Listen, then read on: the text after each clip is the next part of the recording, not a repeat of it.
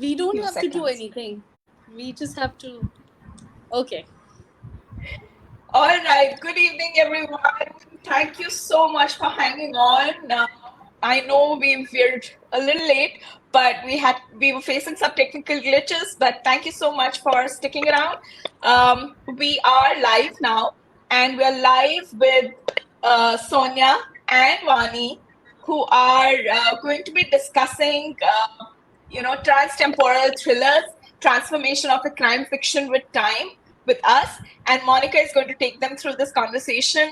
Before Monica goes ahead and introduces our special panelists, I'm just going to go ahead and give you a brief introduction about our fantastic Monica, who calls herself a dyed-in-wool bibliophile. She is also an ex-scientist, an author, passionate editor, and a YouTuber. Words Out Her Heart and Soul, her debut novel, The Pause, was launched in September 22, and her stories are part of several national and international anthologies. She loves writing opinion pieces on social issues and life and relationships on communities such as Women's Web and 𝗦ci his𝗶𝗵𝘁. She lives in Pune with her loving husband Rahul and a gentle ginger tomcat called Loki, who's very adorable actually. All right, I'm just going to go ahead and pass on the baton to Monica, and thank you again for listening to us. I'm going to be taking off. Bye-bye.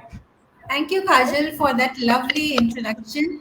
Welcome, everybody, to another scintillating session of Pen Connect with women authors.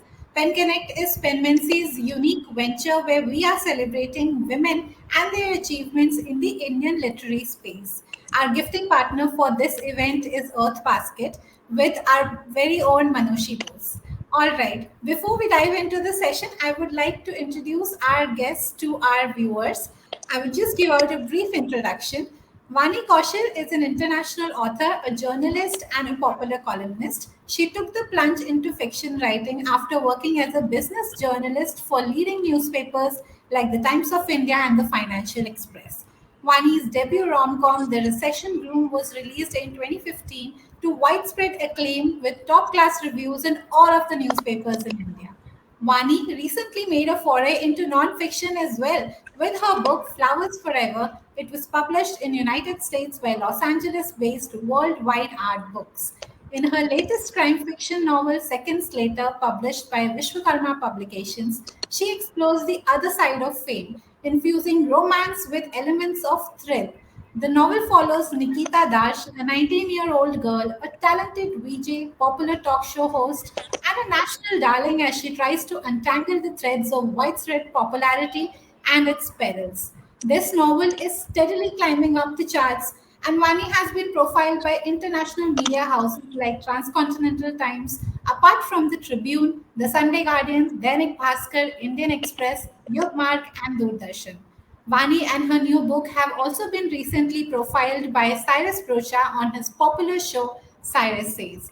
Now, moving on to our second guest for the evening, Sonia Bhatnagar. She has worked in advertising for more than 2 decades. She has been National Creative Director of a global advertising agency, and she is currently working independently as a creative brand consultant and writer.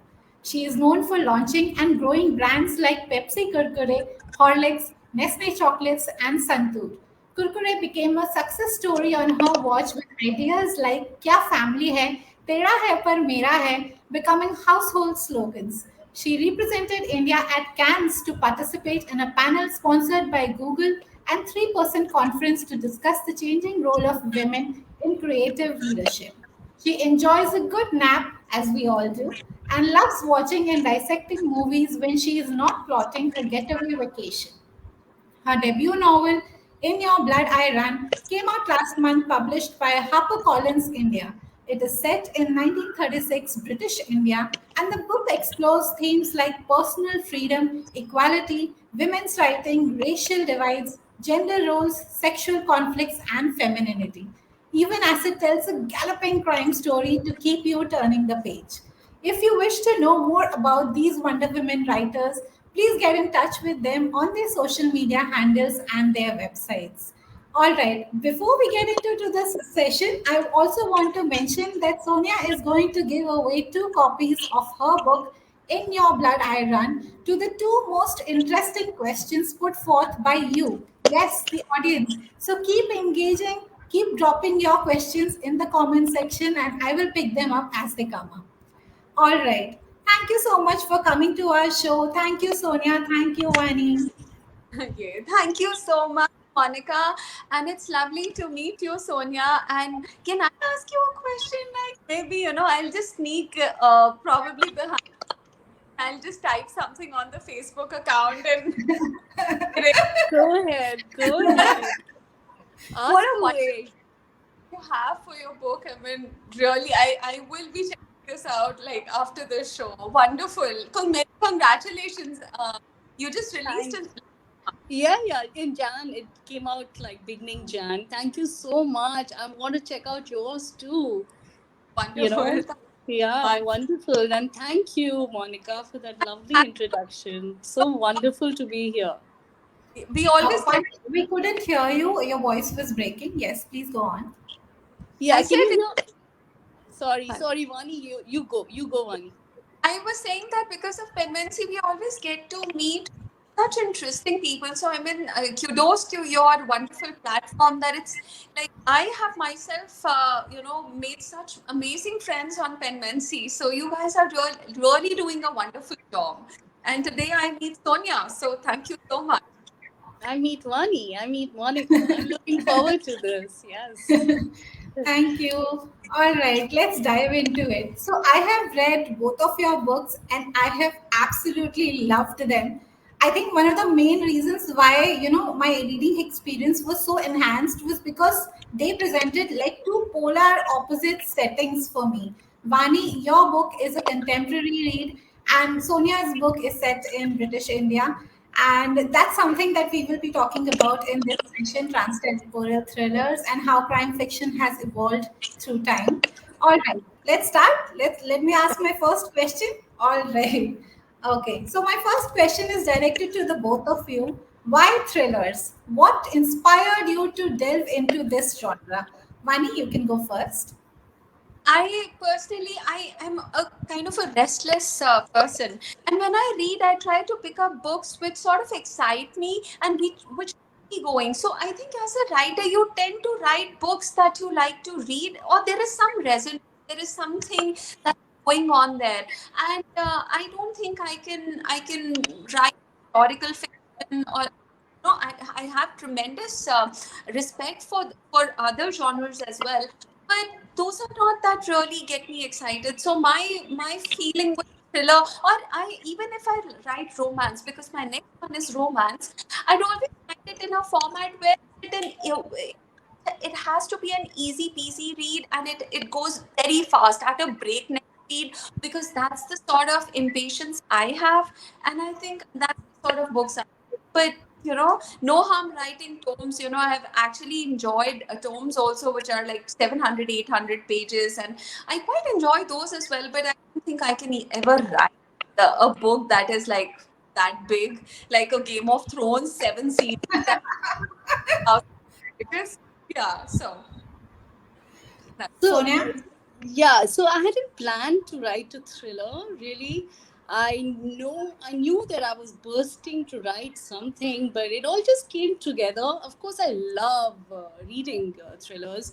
I mean, whether it was Agatha Christie or Josephine Tey or even Daphne du Maurier, to the more recent crime novelists like Stephen King is my all-time favorite. I mean, he has this old world charm, and yet he writes contemporary racy fiction. So I mean, I think it was my love for reading all the thrillers that I had read, plus this plot that was slowly forming in my head. That I think I wanted to give myself an adventure. I think I was, now that I'm talking to you, Monica, Vani. I mean, it's nice, when questions are asked and you suddenly start processing why you have done what you've done. So I think I was bored. I was trapped in my very my corporate life, so to say, and I wanted an adventure. And what better adventure can I have than by writing a crime story that takes me places? There's a lot of, good adrenaline pumping. So yeah, maybe that's why. Oh, that's one hell of an adventure. Like you took us back to British India, and that's something that I wanted to ask you. Oh yes, Vani, yes, Yeah. yes. Also, I think I'd like to add to what Sonia said. See, as a writer, when you get an idea, I think you really put it in a box like this is what I plan to do with it. I think it's a very process. Like you start whatever germ of an idea you have and you see how it takes you along, and that's where your tendencies come in. Like that as a person you have read certain books, so you have a background in something and you like to read certain types of books, and automatically you feel that you're led into that idea in a certain way. You start certain way, and golly, after 200 300 pages you realize, अरे मैंने तो thriller लिख दिया, you know. So I think it starts off at a very unconscious thing, like the germ of an idea, and how it takes shape is where your own habits and things you pick up on over the what sort of comes in. Yeah.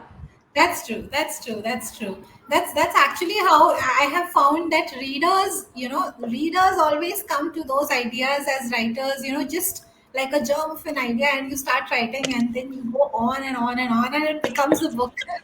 Yeah. All right. So, Vani, your first novel was a rom com, and the second one is a thriller. How different was the experience of writing both of these? I think my second one, the seconds later, the recent one, I think there is a lot of romance going on there as well. Yes, So yes. wasn't very different for me. I mean, as a writer, the basic things remain the same. Whether you're writing romance or thriller or any genre, you have characters. The characters are being carrying the plot on their back, and you have the narrative flowing in a certain way. The basic structure remains the same. It's just the essence of the story where आपने उसे तीखा कर दिया तो वो thriller बन गया. You put a lot of sugar in, and you add those things which romance readers expect you out of you, and it becomes romantic. You put a bit of like sex in it, it becomes erotica. So for me, like any different writing this one, or for my next one also, I have this bing bing of an idea in my head. It's like a thriller thing, but again, you build up around those same bricks and mortar. वो तो same ही रहता है ना. घर का आप महल बना दो या an apartment out of it. It really doesn't matter. So if that answers your question. Yes, yes, definitely. And Sonia, when one is comparing writing to almost cooking, I think everything can be compared to cooking. I feel it's like the consummate art. So I want to know how you cooked up your story in British India. Like, how did you arrive at that particular setting? Why that particular setting? Okay, so basically, for me, character came first. I was very inspired by 𝗦ci and what I'd read about her, the fact that, she faced a trial way back then before independence. And, she refused to apologize in court for a story she had written, and the charges were obscenity, and those were All serious right. charges, right? And Yes. then there she was with Manto in court and she refused to apologize and she won that case. So I mean, for me, it was like I was so inspired by her. I read up everything about her, and slowly the plot started, sort of falling in place. I sort of, put my love for a good crime story with the character, and I had my story to begin with. Once I started, I just kept building on my characters really, and the story sort of happened by itself. I mean, it sounds very simple right now, but it was really taking a hike through a forest without a map, and finding my way, learning to tell the way ahead by looking at the trees up, the clouds, the sky, etc., etc. It was just just had Right, to right. find my That's way true. out to the other side. I have read this in many author interviews, where authors come up and say, कि यार, हमसे हमेशा पूछते हैं, how did you come up with this idea? Like, we don't have an answer. Please stop asking us that question. It's a Just sort come. of a bit of a chemical, a magical process. There's so much of the subconscious, working. You don't even know half the time what your subconscious is cooking up, and Yeah, it's only when your pen is pointed towards, that if you're writing on paper, if you're writing wherever, whatever you're writing on, is when it starts flowing. So when you're ready is when the pen flows. If you're not right. ready is when you're stuck. So yeah, so you've got to like spend some time getting ready, I guess, Yeah, and then maybe magic happens. true, true. Absolutely, absolutely. All right. So moving on to my next question, directed again to both of you, because both of you have written thrillers. One of the most important aspects I feel for thrillers is pacing. And Vani, while yours is extremely fast paced, it just goes by in a blink of an eye.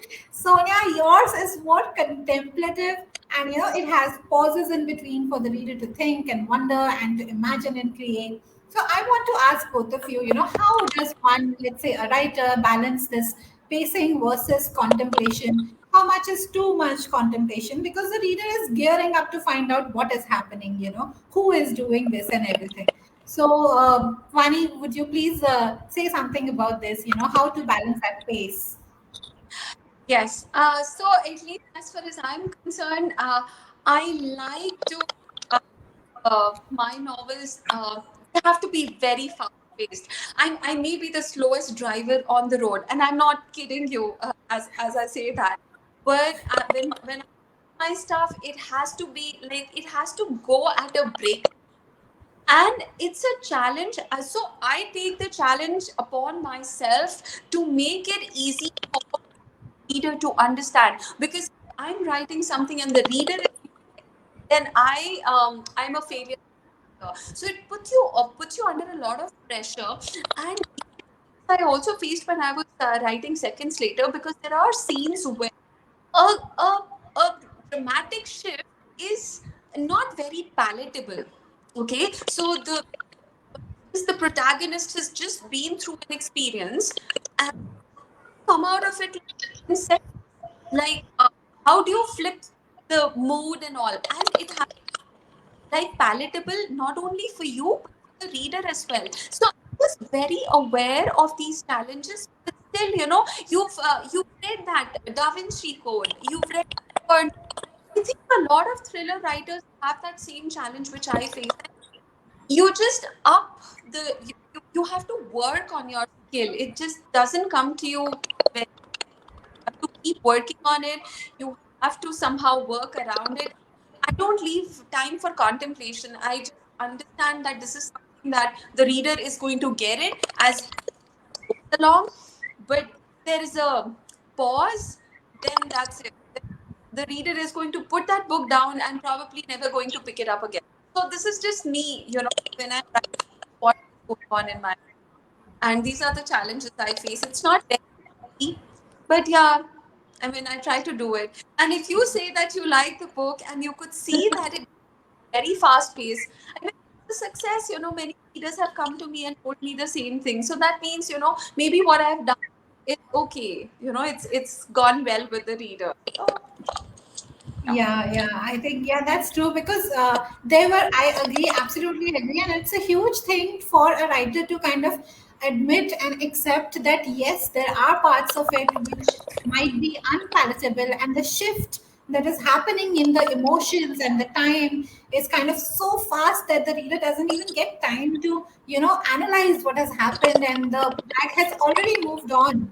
So yeah, I get that, and that's huge as a writer. That's a huge thing to kind of accept that. Ki, yes, it was like that, and it was like that for a reason. Yeah.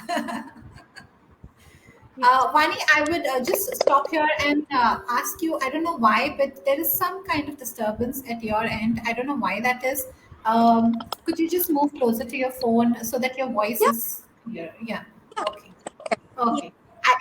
If it happens again, I'll let you know. All right. Okay. Sonia, what do you say? Yours is contemplation, and it works. I was so surprised because I have never seen. I have never. I'm a crime junkie. I have never seen contemplation with pacing. How did you manage to work it out? How did you balance that? Yeah. Okay, so maybe most of it was instinct. Though I have been told that it moves really fast. But I think between my first draft and my second draft, very consciously I tried to slow it down. I was going for a crime story. That wasn't necessarily a who done it, and like a really fast uh, paced mystery. I was also going for a crime story that reflects the world we live in, the society we live in, how between 1936 and 2023, really nothing much has changed. We are still fighting for the same freedoms.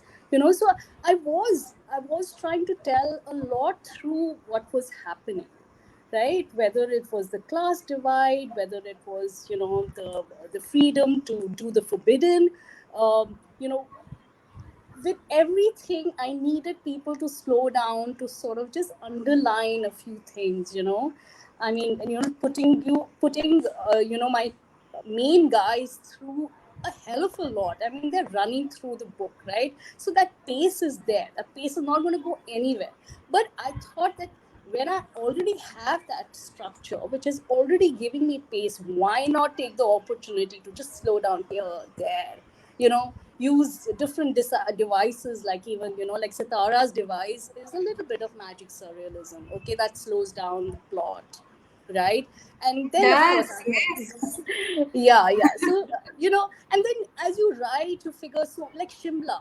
Oh my God! I mean, when I stumbled upon Shimla and its history, and there were some places, and there was just so much colonial heritage and stories that I just wanted to enjoy it as I told this, romp of a story, Right, essentially. right. And it kind of shows in your narrative as well that, you are having fun with it, and that's beautiful.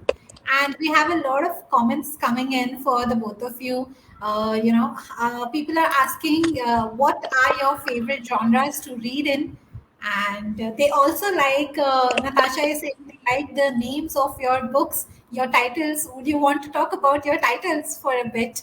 Vani, would you want to say something? Why is it seconds later? Yes. I is my voice better now?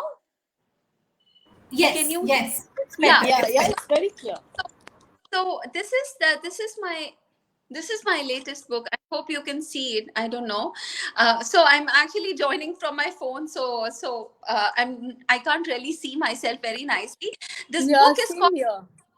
Very visible, very visible. Yeah. Yeah. This book is called Seconds Later. It is the story of a young girl who thinks she can handle fame, not knowing that fame doesn't come easy, that there's a price to pay. And yeah, you have a 19-year-old girl, and she always wanted to be famous, and then she realizes that okay, with fame, other stuff, you have people stalking you, you have people who want to be you, who want to date you, who are so interested in you, and you don't know what to do with it because they are your fans after all. So it's about toxic fandom as well. It's about also how to handle fame, and also it's in this is something that you realize. And Monica, you've read the book, but this is something you realize towards the end. It is also about good versus evil and redemption and all that sort of good stuff that we talk about. Why we read thrillers actually, because there is justice at the end of it, and which is like something impossible in real life. So yeah, all that kind of stuff. All right. Sonia, what about you? What does your Okay, title mean? In your let blood, I me, run. let me, yeah. So, um, so many people have asked me. I've tried to, perfect this answer. along. But I stumbled upon In Your Blood I Run.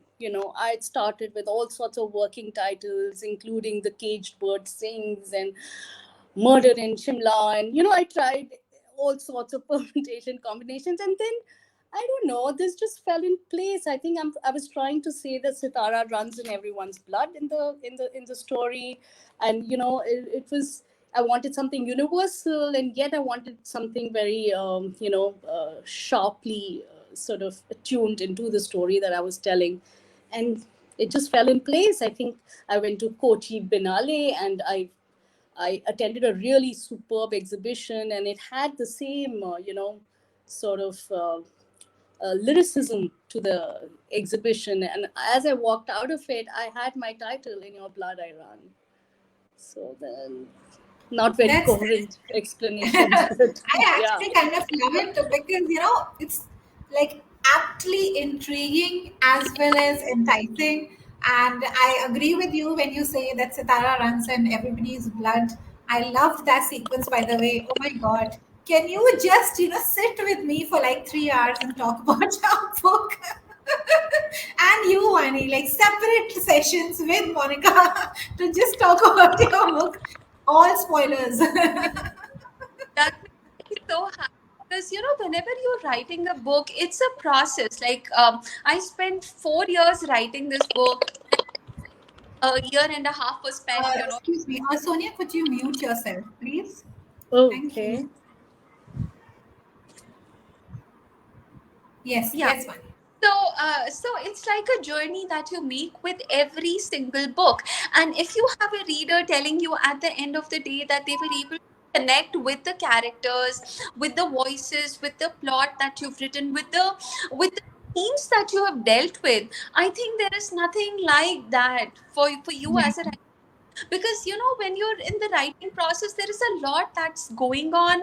You face rejection. So I'd like to tell you a personal story over there, and I know I'm taking time from the show, but I wrote the ending of the book twice. So the first time I wrote it, the book got rejected by all the publishers, and somehow what I was writing was a very expected sort of an ending, and then I rewrote the ending, and that's what you have read. So when we spoke yesterday, Monica, that's what I wanted to hear, that because you've read the book, I wanted to know what you felt like, and to hear it from your mouth, like you loved the ending, and you connected with the book.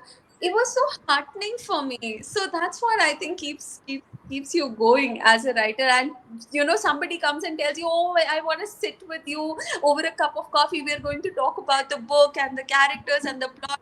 अरे यार और क्या चाहिए I मतलब know. Absolutely. All right. We have some very interesting questions coming in. I'm going to take them. So here, Shireen is asking, ladies, what do you feel about the recent trend in thrillers where the main character is a woman hell bent on drinking and not thinking her actions through? Do we really need such unbelievable heroines? What do you say? Anyone can go first, whoever wants to. Sonia, go first.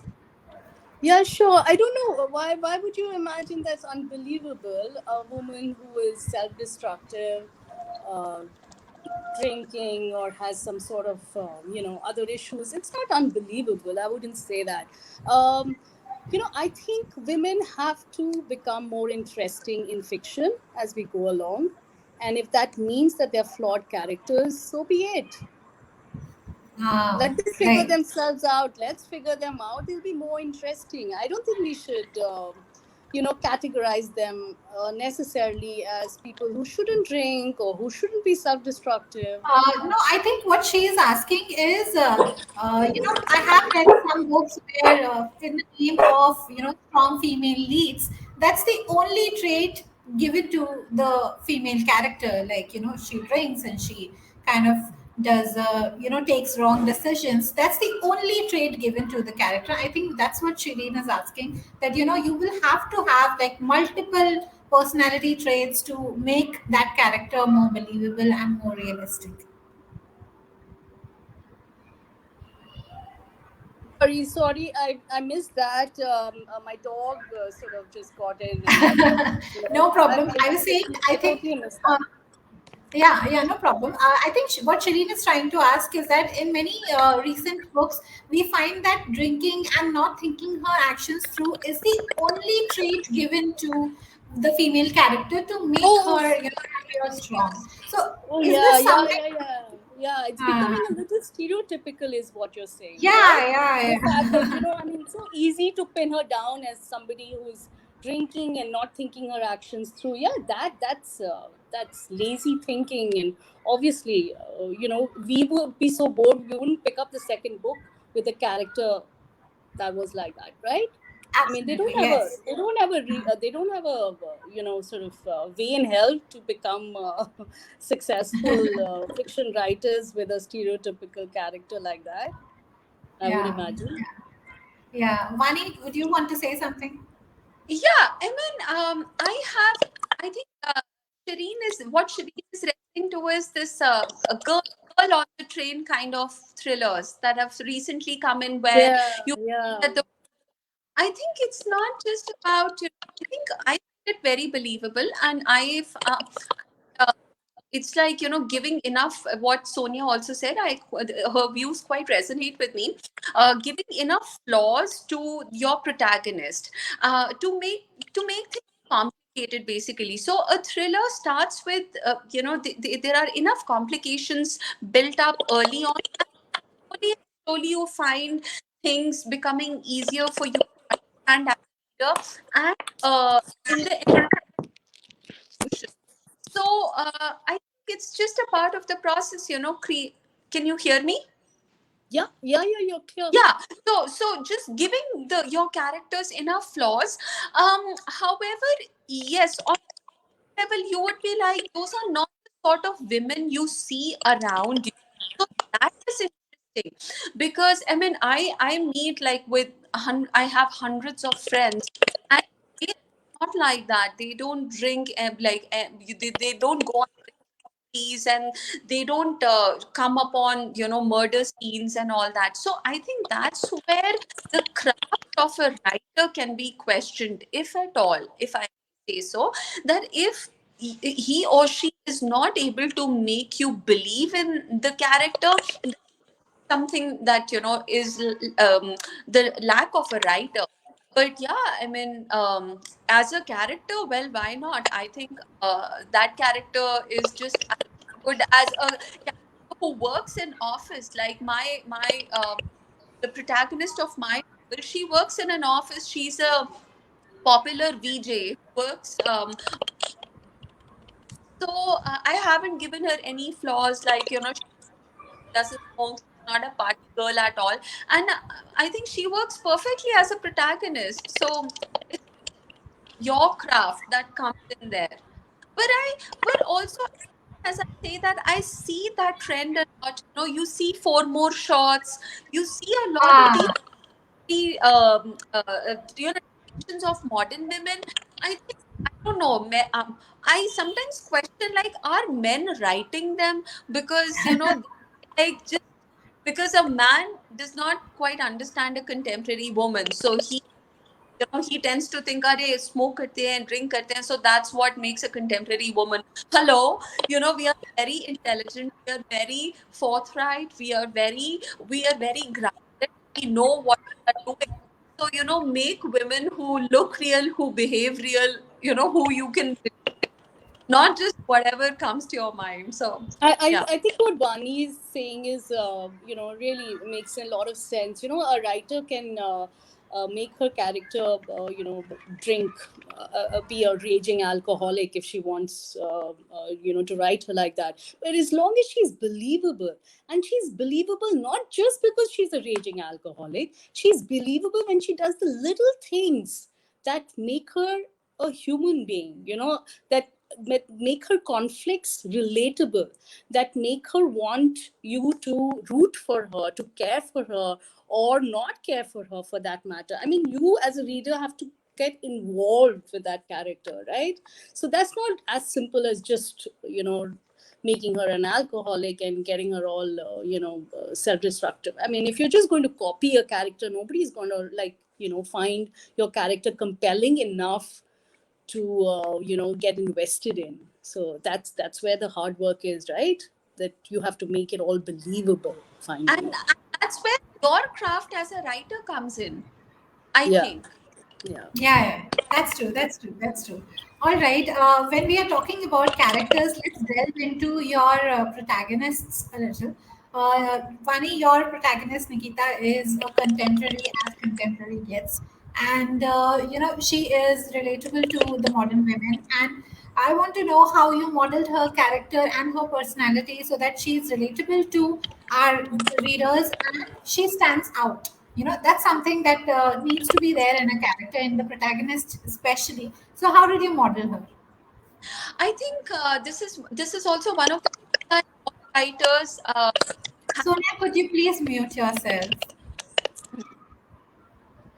So I think this is one of the things that that again is all about the craft, your craft as a writer, to create characters that are believable, that their conflicts or their struggles are relatable, and they are well edged out. So when I was writing Nikita, she's just 19, just out of college and not even completed, and she wants to be a celebrity, and she gets selected to to be a VJ at the studio and all that.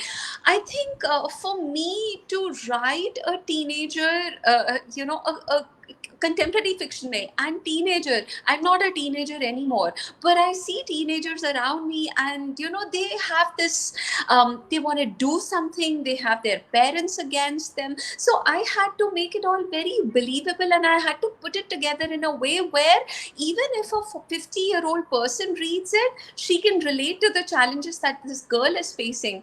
And the best thing about writing Nikita is that this one interesting thing about teenagers, they don't dwell on anything for a long time. They are like this. They are happy one moment, at one moment, and the mood flips are like you can't get your head around to what's going on in their head. And I think I had to make it work, and it was hard work, but it was tremendously satisfying at the end of the day, and that's what kept me going. Yeah.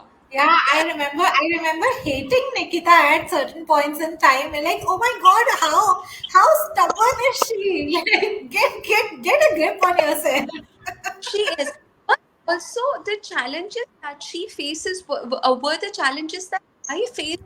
My first book came out. So when I launched my first book, I started getting tagged on Facebook, on Twitter, on Instagram. I started getting marriage proposals and getting tagged in obscene posts and all. So, and there is no guide you like what you should or should not do once you're out there and presenting your work to the world. So these were very personal challenges that Nikita also. That's the only bit of me that's gone into my protagonist. But otherwise, she's all like whatever she does, she thinks it's all imaginary. Nothing of that sort ever. Yeah. All right. Moving on to Sonia, you have a host of women characters in your book, and from Lavanya to Sitara to Aiden to Sarah. Please tell us how you modeled them and how you made them conform to the timeline and yet stand out from the timeline. Tell us a little bit. So each one had their own little place in the story, right? I wanted a woman protagonist. Like I told you, I was very inspired by 𝗦ci sais. So I wanted a woman protagonist, who knew that in her heart that, she believed in her stories, right? And it's so important that she should be able to tell her stories and that she shouldn't be manipulated and she shouldn't be sort of told to tell it in any other way than the way she wants to tell it. So that was Lavanya. Her storytelling is at the heart of her character, right? and of course her unapologetic self. That was also very important for me, right? She's very, very sure, even if she managed. I mean, the threat to her is very, very obvious, right? She knows that her books are never going to get circulated. All she has to do is say sorry in a court of law, but she refuses, because she believes in her stories, and she believes that women need to hear her stories, right? So that's Lavanya for you. And then, of course, Sitara comes out of Lavanya's need to be like almost a goddess in her own belief.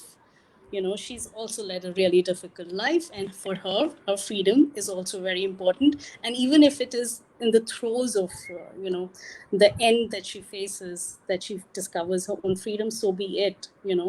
She takes it. And that's Sitara, and that's the reason why she is going to be eternal. And then there's of course Sarah. She's never really dead in the book, if you notice. Even though she dies in the first chapter, she lives through the book. She is just that kind of a personality. She's just larger than life. Whether that painter has painted her in a way that that she jumps out of the frame, or it's her relationship with Ratan. He leans on her for everything. It's so nice when that happens. So how strong, what a strong character she is. I mean, Right. Richard, her husband, leans on her for everything, and yet Right. she is vivacious, and she's full of life, and she loves life. She's partying all the time. So I wanted a colorful character like that. It didn't matter whether she was British or Indian. I wanted to show women with certain hues, so that the world that you're seeing, each one of them, no one can be categorized. No one is stereotypical. They're all trying to find their way out of how they've been defined by history, so to say. And of course, we have Absolutely. Eden.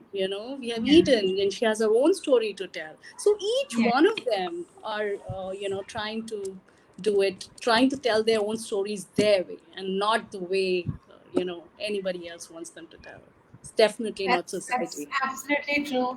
And you have successfully managed to kind of bring in all the hues and all the colors that you wanted to portray with all these women. You have done it successfully, coming from a very, very pathological crime junkie. So you have done it.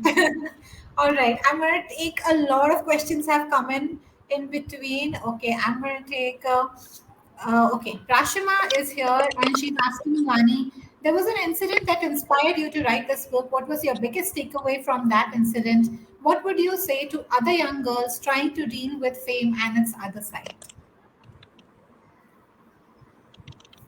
Vani, I think you are on mute. Can you hear me now? Yes, yes, we can hear you.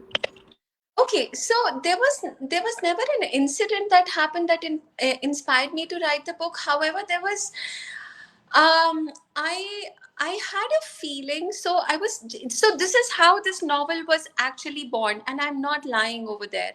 I was sitting in my room, and I had this feeling that somebody was looking at me, and I don't know why, and I felt like that person was not in the room but somewhere outside.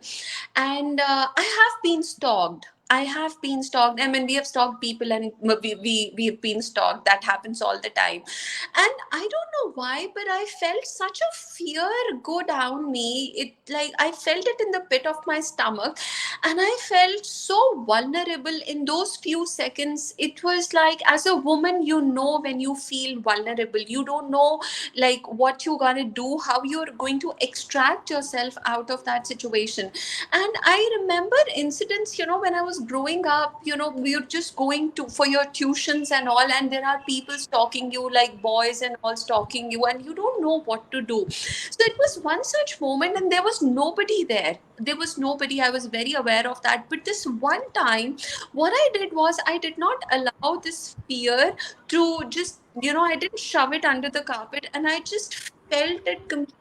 I let it ripple in my body. I got goosebumps, and it's like it was a very visceral sort of a feeling. And in that moment, this novel was born. I don't know whether it was that idea trying to come me. It was like, what will happen? What happens if this exact thing happens to a young girl, that somebody is stalking her? She doesn't have an idea of who that person is or those people are, and she feels vulnerable and she has to deal with her fears. And she is, you know, making her a 19-year-old was like, you know, giving her a big challenge. At that age, when you were a teenager, you don't know what to do, and her parents are not there with her. Right. She doesn't have anyone to lean on, and she's got to figure it out for herself what to do.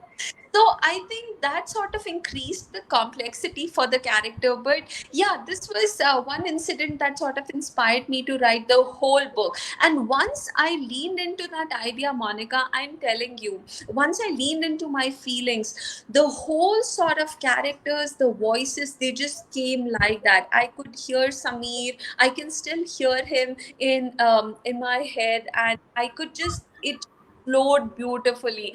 And you know, there is this line that the novel starts with, where somebody is actually Sameer is actually looking at this girl, his love interest. And this actually just came in, the first 20 pages just came in like that. Once I leaned into my fears, you know, it was like Nikki walks through the glass door of her office looking like a diva. She's wearing a navy blue flowing dress, the same one I had gifted her yesterday. Is this a sign, perhaps? And then he's describing her like he's objectifying her. And then he's like, but I don't like whatever she's done to her hair. I just want to remove it. I don't want it there. And it was like, you know, people want to do things to you, and you have no control on what other people want to do with you. And these energies are very real, you know, they touch you, they affect you. So this is how I came to write Seconds Later. A whole book was born out of those feelings and insecure.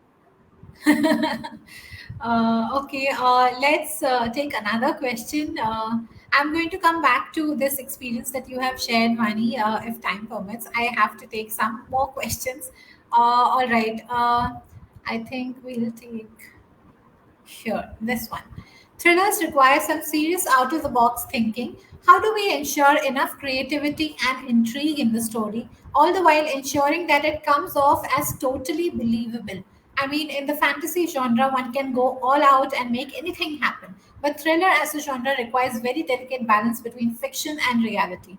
How do we retain this balance in the story? Sonia, would you like to start? You are on mute, Sonia. Yeah, I think it goes back to the what we talked about a little while back about pacing. You know, I think thrillers really depend on pacing. Yeah. So once you've got your pacing, I mean, and that's instinct, right? Because you read a lot of thrillers, you know the kind of, you have an appetite for the kind of pace you're looking for in a thriller. And of course, my pace would be very different from Vani's pace. So what I'm saying is that once you've got your pace, your the pace that you were going for, after that, it's about what thrills you. I feel like writers need to thrill themselves first. You know, if you're not crying, your reader is not going to feel those tears too. And if you are not thrilled, and if you're not chilled, the reader is not going to feel it too. So I aim to thrill myself first. When I feel the thrills is when I know I need to sharpen this and keep this going. That's how I look at it. And and if you noticed, in Your Blood I Run doesn't follow a formula thriller. You know, Yeah, in yeah, a way, it's creating its own genre of a crime thriller, because it's marrying its own elements, like the magic realism I told you. I mean, you don't find crime thrillers with magic realism in it. So that was my way of making it, of owning this sort of the kind of crime story I want to tell, right? So right, that's also right. another way to write your own thriller. I feel we need to write our own thrillers and not pander Right, to. that's so beautiful, Deepa, because I agree with Sonia what she's saying, that you don't have to stick to the rule book. experiment. Do whatever thrills you, do whatever excites you. And Sonia's novel explores a lot of different subgenres and other genres as well. In addition to plain, and it works. It works. It is some of it is just you would say that it's not real. It's magic, but it still works in a thriller. So yeah, go ahead and experiment and write your own thrillers. Absolutely. All right. Okay, so people are asking you questions about your research. Mithila is asking, for a historical premise, do you find it challenging and exciting to research each setting structure, mannerisms, archaic terms, and technology from a diehard historical fiction fan? Sonia, could you shed some light on your research? See, that's the exciting part, I mean, I don't know if you're fond of Patricia Highsmith, but it's one of her favorite quotes about writing, mysteries and thrillers. And she says, when you're writing a new idea, one of those things that tells you that, this is going to be fun is when you're discovering a period or an atmosphere or a time that you don't know anything about. So that becomes part of your journey, right? Discovering Right. that time. Like, I knew nothing about British India when I started. All I knew was that I had a character, and then, slowly I had a plot and a story. But writing it all in, making it believable, transporting a reader to that time required a lot of getting to know that time. And it was fun. The more I found out, the more I wanted to find out. And it was a fascinating, research, really.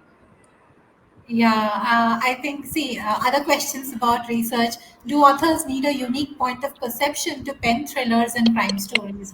What kind of special research does such book require? So this is about thrillers per se. Vani, did your book require a special kind of research, like you read crime books and you came to write about it? How was it? You are on mute. I'm sorry. I'm Vani, so you're on. I think I'll take this question because it has got two parts to it. Ranjani, thanks for that excellent question. First, I'll take the second part. I think all books require some amount of research. Depends. For example, historical fiction, I think, would require a period sort of a research. You're writing about a certain period, the mannerisms, the clothes, etc., etc. You have to research that. As far as my type of fiction is concerned, when you're writing contemporary fiction, of course, the research is not too much, but you know what? I, as a writer, prefer to always go out of my comfort zone. So I'm the setting of my novel is in Bombay, and I'm not familiar with Bombay. I've only traveled to Bombay twice, and I wrote about TV industry. I'm not from the TV industry, so it's like when you want to go out of your comfort zone, you always have to do research. But many writers also write from their personal experiences. You see all those campus romances and all that. You probably have had certain experiences and you write about those. So both ways, you can see both sorts. The first question is, do authors need a unique point of perception to pen thrillers and crime stories? Yes. आपका दिमाग खुराफाती होना चाहिए.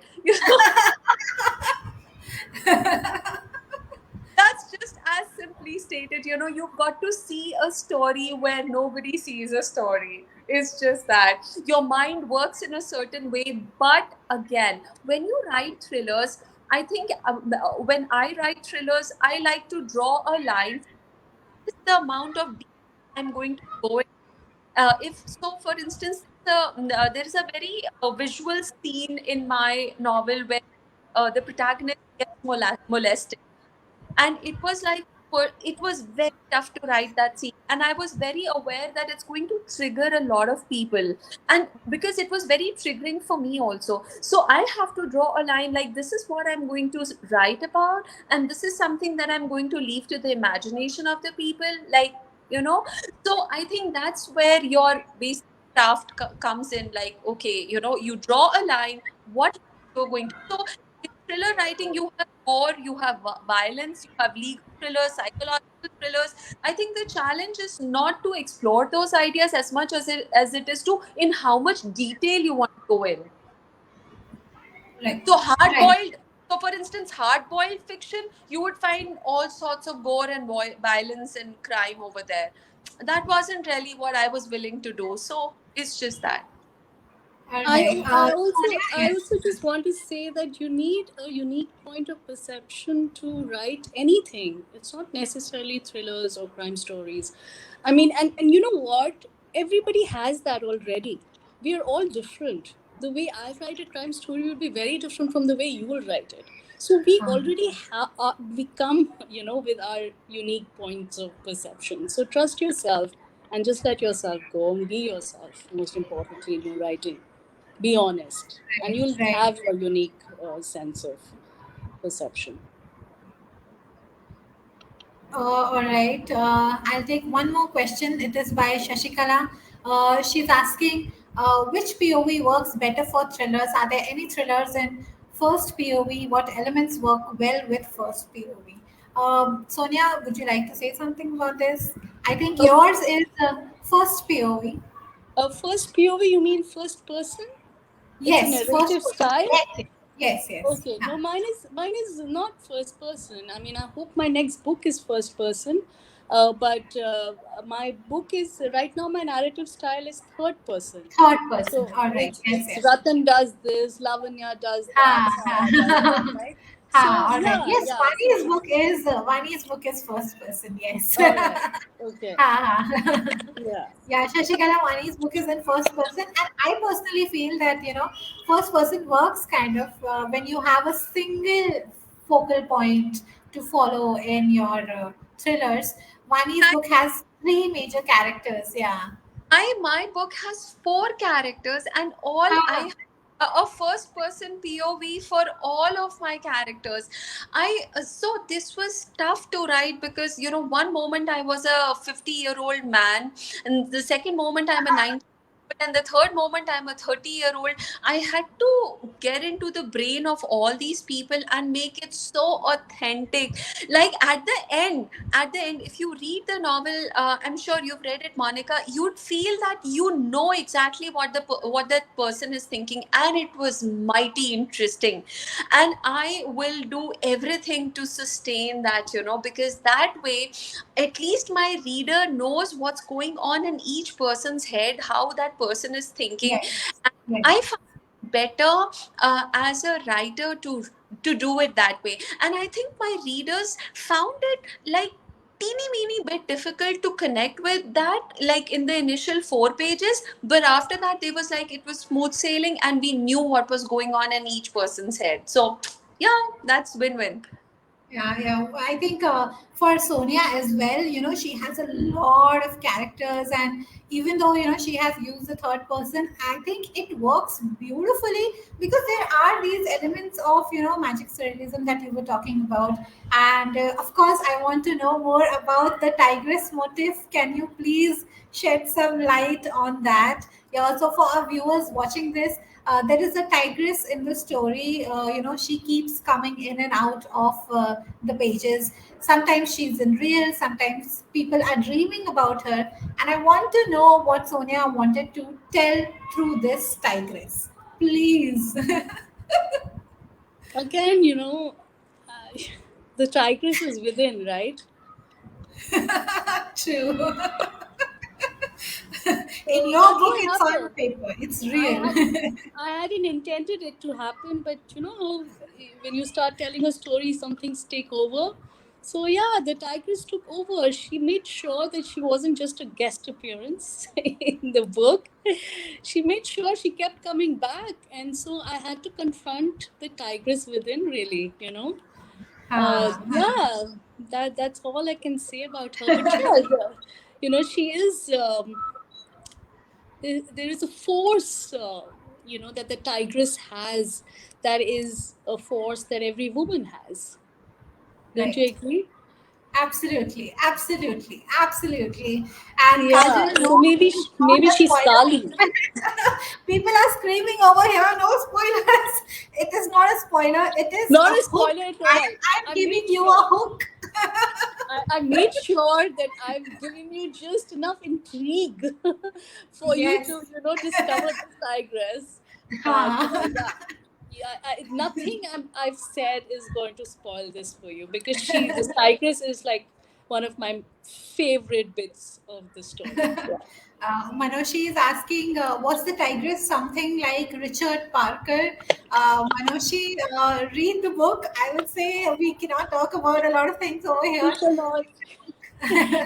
All right. Anything we say now, we will be held accountable for. So let's not give it True. away.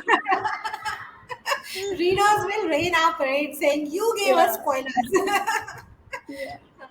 All right, we are already, past our time. I will just put one last question to the both of you because it is something that I am really passionate about as a crime writer. I want to know the element of redemption for antagonists. This is something that has been, coming up in recent thrillers. We are delving into the psyches of our antagonists. Criminals are not criminals, just criminals anymore. They are human beings.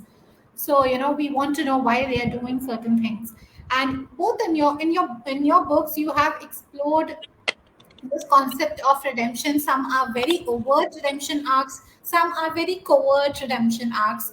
And I want to know, based on your experiences, how necessary is it to explore this arc for our antagonists? Why can't criminals be just criminals? Please, Vani, you can go ahead. Yeah. Yes. So for me, when I was writing the book, like I said, I wrote the ending twice. And that was primarily because the first ending was very expected. And the second one, I introduced the concept of redemption, which is something that I believe in. I think we all have flaws, we all make mistakes, and sometimes we make like dire mistakes. There is no looking back, going back from the mistakes that we have made. And there is forgiveness at the end of the day. God forgives us. And I just wanted to bring in that aspect. Although when I was writing it, I did not know, but it's so important. And I think that my read connected with it, because if I would have written a standard ending, then it would have been like, oh, array, we knew this was going to happen. But for me, I believe in the concept of forgiveness, and I believe that whatever, no matter what you've done, there is forgiveness at the end of the day. Can you can go back to being a good person. It's not like you've done something and you need to be hanged for things. So I think I just wanted to that way, and at least it worked. I don't know how it worked for the readers. It works. It works. Don't worry. All right, Sonia, what do you have to say about this? Okay, so I think in my book, redemption is not so overt, It's right? not over. Yes, It's no. not overt, but still, it's a very important. It's underlying in whatever is happening with all the characters. Ratan believes he needs to redeem himself, no matter whether he's done anything or not. He feels like most of my characters feel criminal inside. Even if Yes, yes. they've not done anything. And I think that was because that period of time that I was writing about was criminal in itself. We were fighting for freedom when the country was ours. Every little freedom that they were fighting for, just to speak freely, everything was really theirs, but they were fighting for it. So it was a criminal time, I feel. And that's why, Lavanya, when she's told that she's a good girl, she feels like, oh my God, she needs to be told that she's a good girl, because she believes she's bad. Right Ah, from the time she's grown up, her mother's been telling her that, why can't you write what everybody else writes? Why can't you write decent stories? Why must you write right, dirty stories? right. For Ratan, his father has made him feel like, he's a good for nothing, and he's seen his mother walk out on him, right? So he feels responsible for whatever has happened, even though he's done nothing. And that's the reason why he runs, right? In the Right, first right. chapter, he runs from a crime that he hasn't committed. So, redemption is a very complex theme in the way I'm telling the story. Whereas when it comes to Donald Harper, who is the police officer on the case, who is genuinely oppressive and cruel to Lavanya, right? I had to write that court chapter towards the end of the book, just to make him human. So I know where you're Yeah. coming from. It's very important that we don't just write off criminals without giving them, their own backstory and their own reasons for why they are who they are. It's very important. Otherwise, you don't get feel a story. It's not palpable. So I wrote him That's like so that. amazing. That's so amazing. This is something that I have been, debating and, moralizing about criminals inside my own head, like what about their second chance? What about their lives? So that's beautiful. That's beautiful. But Sonia said, is so correct, because it's like even for criminals, they do what they do because they have a backstory. And if you just don't give that backstory, again, one of those things where, you are creating a, an, an ill fleshed out character. Like, so I think that's also an important part of creating a character, like, give a backstory and telling the reader that this is why this person did what he or she did. And that's again, and I think that create an empathy for your character, Yeah. antagonist. Right, right. All right. Thank you so much for all of those lovely insights. For a reader, nothing is better than having your favorite author sitting in front of you and talking and geeking it out with them. For me, it's like a dream come true. So thank I, you so much for all your insights. Monica, there is a message, I think, which says that you need to select two best questions for a Yes, giveaway. yes. I was coming to that. Sonia, what do you say? Which questions did you find intriguing? You don't have to remember the name of the person asking the questions, just the questions that you found interesting so that we can give them your book. First of all, I want to say this whole session has been so lovely, and all the questions have been superbly incisive and insightful. I mean, I've been thinking, as I've been, I didn't have all the answers ready made. I thought my way through them. So I think the last one, I think that question about redemption, I really like that. I also Oh, that like. was me. So you That get was it. me. Yeah. I liked answering that question. I also liked answering that question about women and why must we write them, stereotypical, and why do we, Shireen. That was Shireen. if you Yes. have a hit, raging alcoholic, why must there be more like that in fiction? We should have new characters. So yeah, I like that question too. Right. Okay. I already have your book. So you will have to pick another person and another question for that because Vani, I you pick another question. Which question did you like? how I Vani, you can go ahead and Okay. pick. Oh, Sonia. So I basically liked all the questions, but there was this one about first POV that was good because I know that you've written the book in third POV, and that was one very interesting question. Trust me, when you are and you're writing the book, POV, just selecting like who is Yeah. going to tell the story is so important. And everybody has a perspective, but you've got to decide to tell the story the best way. It's that. Right. So All go for that. right. So we have our winners. We have Shireen and Shashikala. You guys are gonna get a copy of In Your Blood I Run, and trust me, your crime fiction reading is not going to be the same ever again. Thank you so much. And please write to me and tell me how you liked reading the book. And do tell me about the tigress because we talked a Yes. lot. On Amazon and on Goodreads. Yes. Yes, Yes, yes, yes. Sure. absolutely. This is very important, guys. After reading each and every book, even if it is just a few lines, go ahead, Yeah, go in yeah, on Amazon and Goodreads, put in a review, even if it is just a couple of lines, because it helps the author a lot, a lot. Feedback from the readers is yeah, what we are looking for when we present our stories to you. Yeah. All And I right. have enjoyed this session more than you guys. I think all along. I have enjoyed answering all the questions. It's yeah, been yeah. Thank so, you.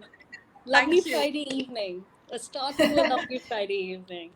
Yeah, it has been. Thank you so much, Vani. Thank you so much, Sonia, Thank for coming you. to Penmancy, for gracing our platform. Thank you, viewers, for joining us today and engaging us in such beautiful conversation. Thank you, everybody. Have a good night.